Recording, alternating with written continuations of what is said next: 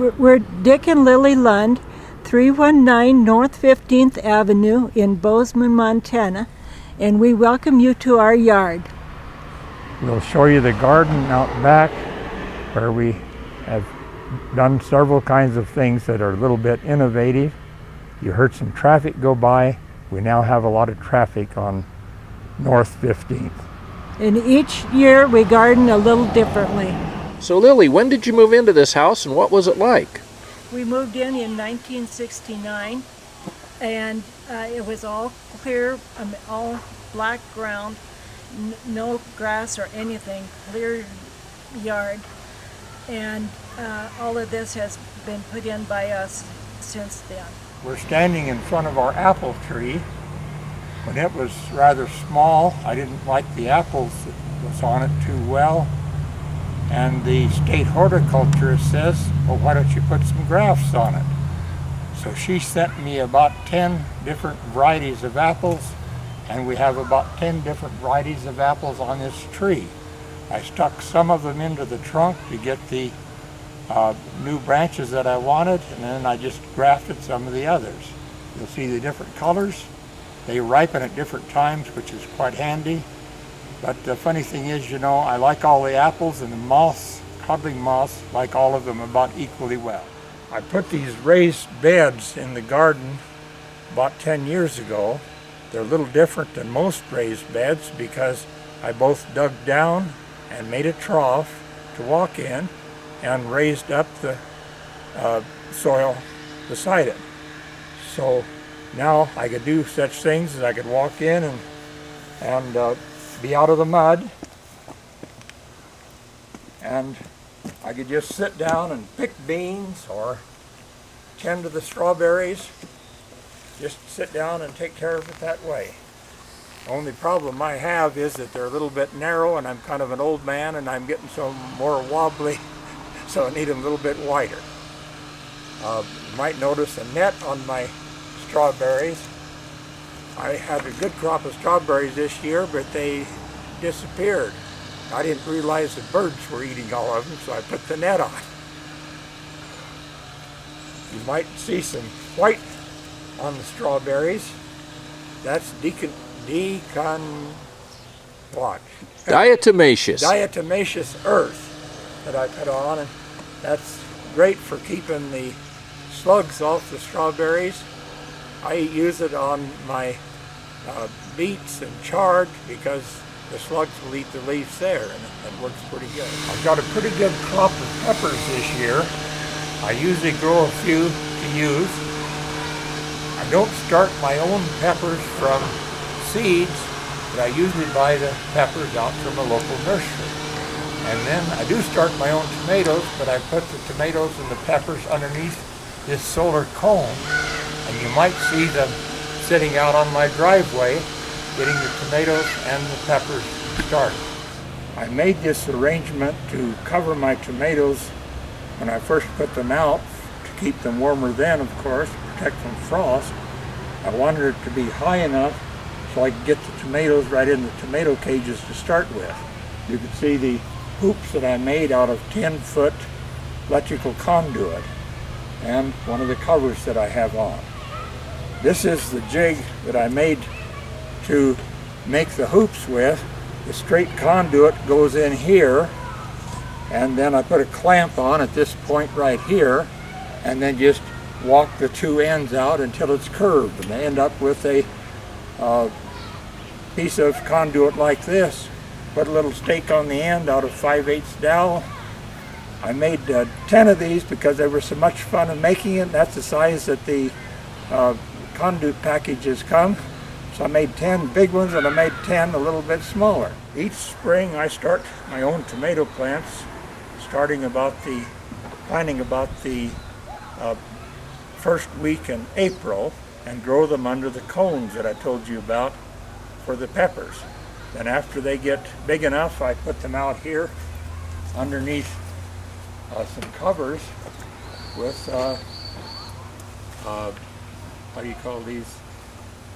Anyway. Oh, the cages? The cages for them to climb on, and they just fill this up. And I picked a big box of tomatoes off of these last year. I hope to have a big box off of 2 plants right in here. It may seem a little unusual to have a big row of raspberries right in the middle of the garden, but I put them in here because I wanted to chop out the old bed of raspberries because the virus was getting to them too much. I thought I would just try them in this narrow row and see whether it's possible to raise raspberries within a row that's about 3.5 feet wide. This is the old bed of raspberries. You can see this one plant here that's yellow has virus getting to it. Don Mathery said, well, the best way to get rid of the virus is probably to just cut out the individual plants and keep the plants that don't seem to have the virus. Now this is a new plant right next to it. You can see the berries are really great, just big long berries, and these are pretty sick over in here. One of the things with my garden that I changed is that I put in a drip system rather than spraying the raspberries because I thought the spraying was probably spreading the virus rather badly. And with the drip system, that also gave me the opportunity to have that narrow row of raspberries that we just saw.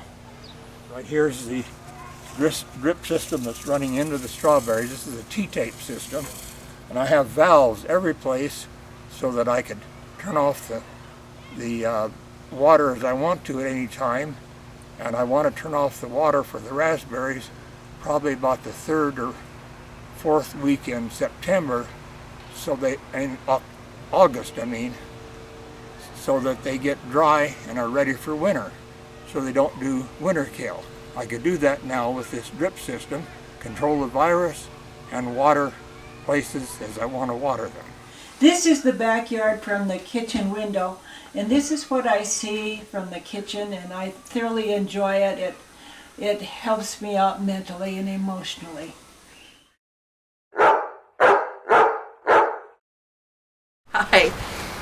Hi, we're Bill and Jan Hayward.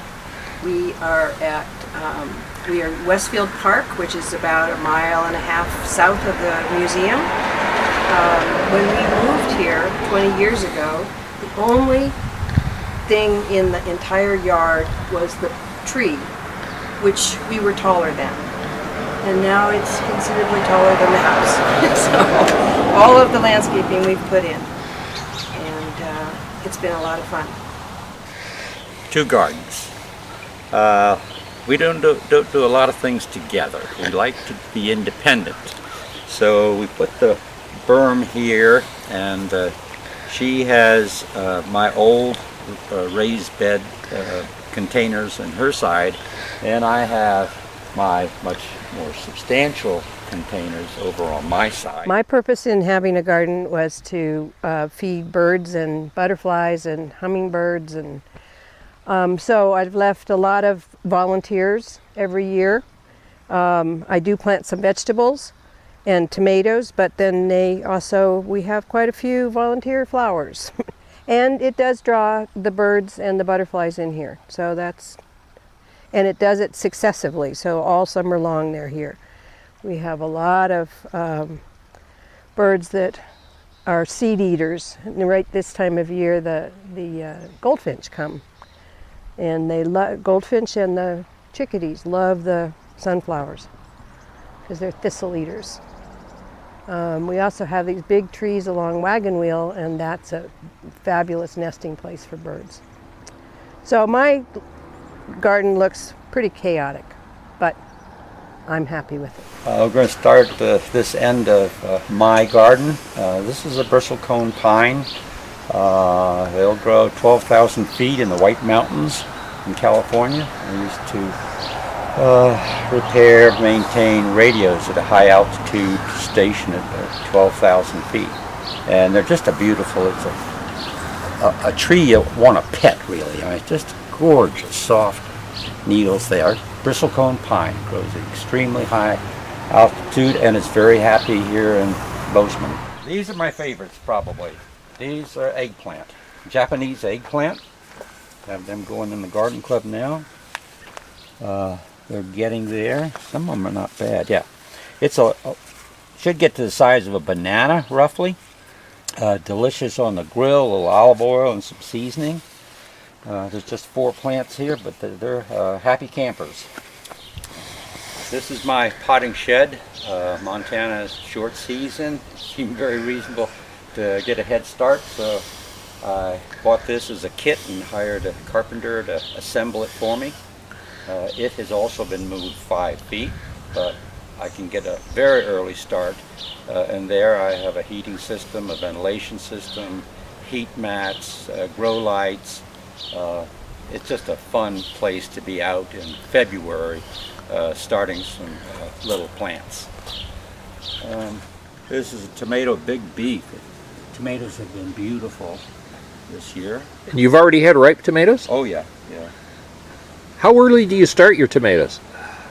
Well, it's almost there. Tomatoes are typical. I buy a little 4-inch pot at a nursery, then bring them home as soon as I can buy them. The sooner the better from the nursery, as long as they've got full leaves, and put them in a gallon pot in the shed. And again, the shed has a heater in there, and they do well. I can probably get them out as soon as I can buy them at a nursery. So they're in gallons when they come out here. And that's these 2 beds.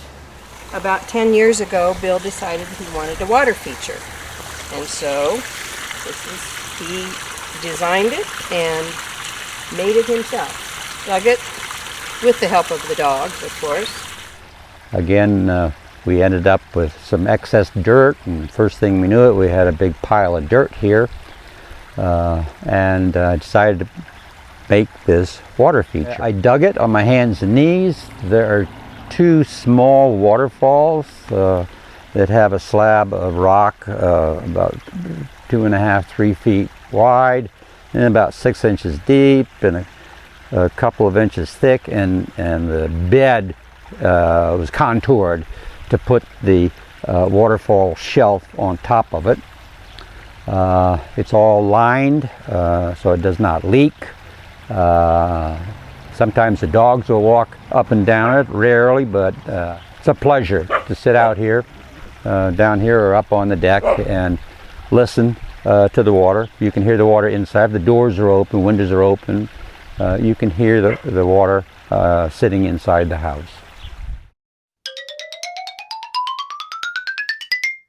We're the Flocks, Ivan and Jan. Welcome to our garden. We live up Spring Hill just a little ways, just about a mile past Cashman's. Well, we grew up in the South, and in the South we grow watermelons and we grow tomatoes. And growing tomatoes in the South is a little different than growing them in Montana. We've tried every trick in the book to grow tomatoes, and finally we resorted to a greenhouse. And this is what you see here is a greenhouse that I built based on pole barn construction. And it was fortunate that we had a little hailstorm in Bozeman that provided us with windows and patio doors and all kinds of material to build a greenhouse. And so what you see here is the result of our labors of putting together a greenhouse. Well, we gave these things a big haircut on Saturday because we couldn't even get back in here to see what we had. So we gave them a big haircut, and I'm really pleased to see that we've got a lot of tomatoes. At our house, if we don't have tomatoes and onions, we're out food. So I can all the tomatoes and freeze as many as I can. And the ones I really like are these. They're called brandywines, and they get to be really big, and they taste like southern tomatoes. We were out to Visser's greenhouse in the spring, and they had these hanging water systems that I thought was a great idea. And this one needs to be tuned up a little bit, but it sprays a round spray, and it does a really good job. You have to water quite a while in order for it to get through all these bushes. The one over there in the tomatoes, we had to give up on it because the tomatoes got too tall. But the neat thing about this is it's here. Doesn't have to be taken down in the fall. So Oh, yeah, because it's above the ground. it's above the ground, and when Ivan comes out to rototill, I'll just move it out of his way, so that it works well. Well, I picked my first mess of beans yesterday. We had them for dinner last night. And it's August 5th. This is August the 5th. We did pretty well with those, and I expect that by the end of the week I'm going to be canning beans. Well, this is Fisher's Northern Early Sweet, whatever it is, hybrid. It's supposed to be about 5 feet tall. But this is, you can see it's taller than I am. The first year we had it, it was about 8 feet tall. It was about as tall as the deer fence. This area is part of the wastewater treatment plant in the drain field. And you can plant anything you want to in this as long as it's not a root crop. The soil has a lot of nutrients in it, and I think that's the reason why all these things do so well. Well, that's watermelons.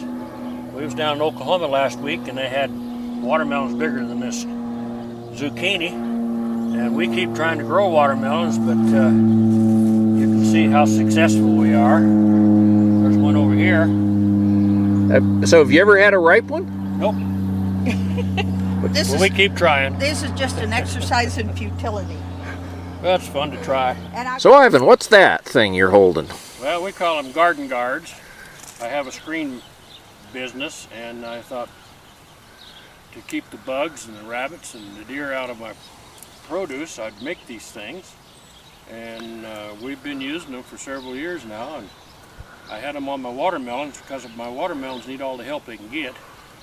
And the thing that we found out is stuff that was growing under these garden guards grows faster than it does without them. Especially when they're young, when the plants are young. When they get older, why then we take the garden guards away. Now, why do you think that is? What do you think the garden guard does? All the professors at the college up there can't figure out why. We don't know why. But the best theory is that it holds the heat better at night. Jan, what do you got there? this is a cauliflower. That's a beauty. Is it ready to pick? Yep, it's going to go in the house today. Several years ago I planted this whole thing in squash, and Ivan said, "Why did you do it?" And I said to see if they'd grow, and they did. And the one thing we really liked was the pie pumpkin, because I can cook them up and freeze the pulp for pumpkin pies. And for some reason or another, it tastes a whole lot better than the canned stuff. Show them the one down there. And this looks like a good one right here. Okay, we'll kind of get a picture of that. My grandmother had the greenest thumb you ever saw in your life. She'd put something in the ground and say, "Now grow," and it didn't dare not to. I put things in the ground and I say, "Would you please grow?" Because I have a frustrated yellow thumb.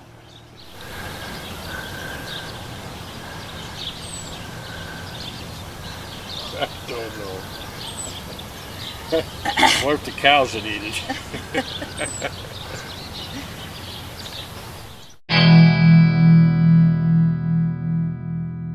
My name is Mark Burr. I'd like to welcome you to our garden, our house and our garden. We are about 1/2 mile north of Gallatin Valley Mall. We are in the county on a county road, but we're completely surrounded by city on both sides. So we actually moved here last October, which was actually too late to start gardening projects for last year. And so there was a big rush to put in some beds in the spring, which we'll show you. So maybe the first thing to know about me is that, at least as far as gardening is concerned, I'm not really the best planner. And so this kind of came about in stages, just it was not conceptualized from start to finish. And I actually started with a raised bed. So it was my first experience with raised beds, but this is a raised bed. 2 by 10, 4 feet by 10 feet. And since it's over grass and I wasn't sure exactly how aggressive the grass would be growing into the bed, it's actually, the bottom is actually lined with cardboard. So it's not a lasagna garden, but there's a barrier, and then 2-part mix from Cashman's nursery was put in the bed. And so I started with one bed, and I liked it. And then I put another bed. I liked that. And then I decided I would try to cover them both with a kind of a little hoop house. And I've always wanted a hoop house. And so that's how this basically came about. I wanted a greenhouse, but I wasn't really sure exactly whether I was going to cover individual beds, like some people do, or if I was going to try to actually make an enclosed structure that you could walk into. And so this came to be a structure that covers 2 beds and a walkway in between, and that's just how it came out to be. Okay, so now we're inside the greenhouse, and following along the theme of not too much planning, I was given a bunch of varieties of tomatoes, and I was basically told whether they were determinate or indeterminate. And so if they were indeterminate, that is, their growth continued, I put them on this side of the greenhouse with the idea that I would sort of try to stake them up high. That was successful to some extent. I have a built-in enclosure, but you can see they're still trailing all over the place. For this greenhouse, what I really wanted was to have tomatoes and basil under cover all year round, because I think that's the best way to grow those two crops, or those 2 plants. Yeah. But I also, because I wanted to get some things in the ground, and these were the only beds I had so far, I also put beets in, some chard, some other things. And the beets actually have just come out because they didn't really need to be in here, and they're done for now. So, and also I have a container of tomatoes. The cherry tomatoes, they're not doing so well lately, but cherry tomatoes never make it out of the greenhouse. I always pick them and eat them here. So is this your first ripe tomato? This is the first ripe tomato besides cherries. We have probably had a dozen cherry tomatoes so far, but this is the first ripe tomato of the year. Oh, that's a larger size one. What variety is that? Well, I'll tell you at the end of the season when I pull out the stakes and find out what they were. Yeah, 2 more raised beds. I liked the way that the first one came out. I like this construction style that I kind of put together, in which cardboard underneath, it lapped around, and then I put a little piece of wood to keep the cardboard there so that weeds can't grow up through the raised bed. And so now I have 4 beds, 3 that are filled, 1 that's still not filled. And what I'm actually thinking about doing is tearing this greenhouse down, this hoop house down, and rebuilding it so that it covers all 4 of these beds. That's really what I think I'll do in the fall. So one thing that I do when I do these kind of beds is that I actually level the soil, kind of screed it like you do concrete. And so this would run along the bed like that, and it's kind of fun to have a nice level bed, at least to start out. And last night I was actually able to flood irrigate this one bed and get about a ½ inch of water all the way around it. Oh, because it's level, it floods. Because it's level and it floods, and it goes on really gently. If you flood it from a hose, and the hose is just against the side of the raised bed.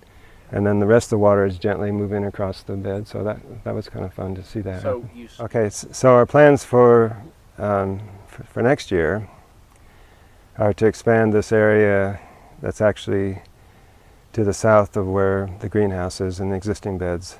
So this direction is south, and this area is where I'd like to have a lot of beds in the ground, not raised beds necessarily. And we're in an area where there's a lot of encroaching aspen, so I've really considered double digging some beds and lining the perimeter of the beds with something, maybe some tin or something to keep the aspens from coming. Unlike a lot of people in the Gallatin Gardeners Club, I have a pretty strong background in agricultural sciences, so I have 2 degrees in soil science, and I've worked on farms. I worked for USDA for 4 years doing chemical analysis of soil.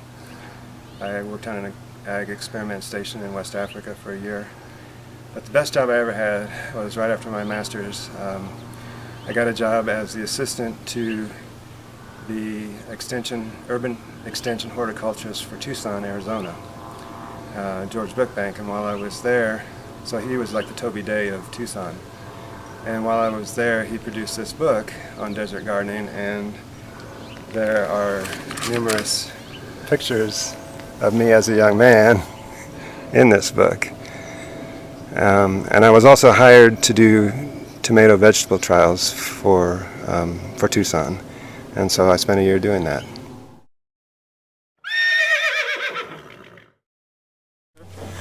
Charlie and Bonnie Hash at 2561 Sentinel Drive, north and east of Bozeman, out off Spring Hill Road.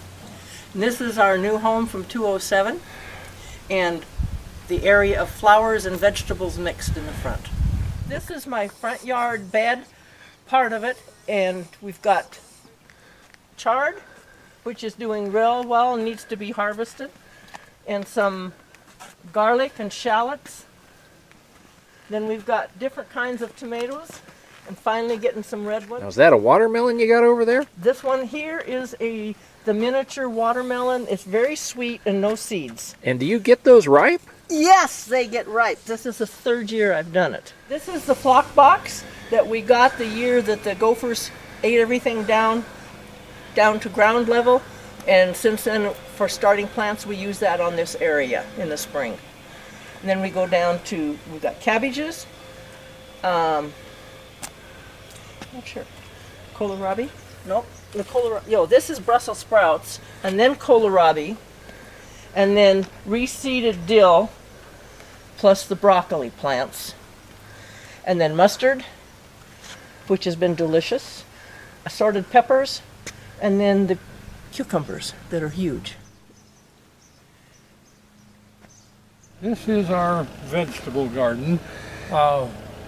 We grow some things just for fun, most of it because we like it. The asparagus especially. We just got another rhubarb from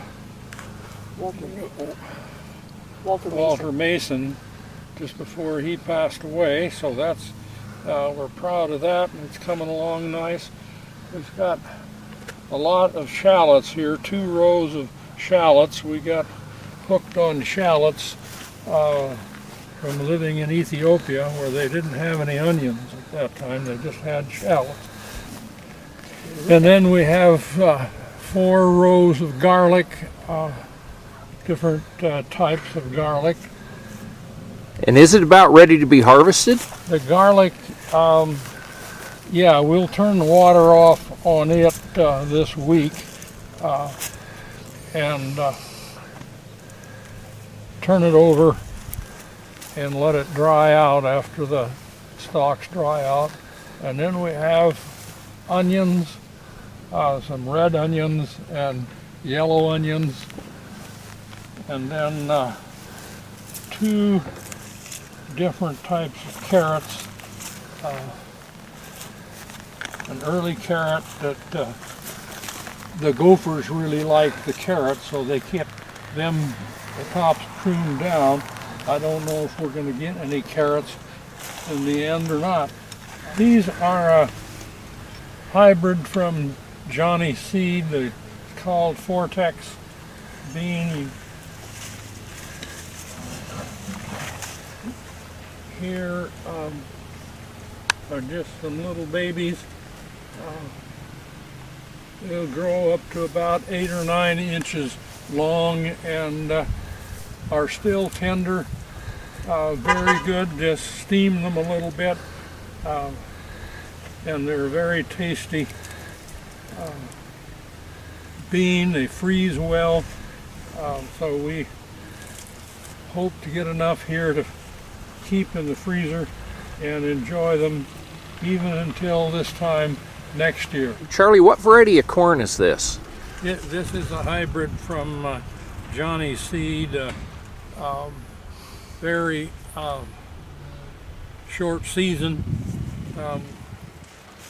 You know, sweet corn is something that, well, we're right at the edge of adaptability of sweet corn in this climate. So, okay, here we have raspberries. We're getting close to the end of the season for raspberries, but we're still able to pick them about 3 times a week. Those are not bad berries for this time of year. Charlie, tell me about this deer fence.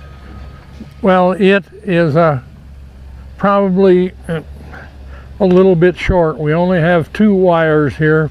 If we had 3 or 4 loops going around, it would probably be better. But this is what we have, and it's been fairly effective at discouraging the deer from going in this area.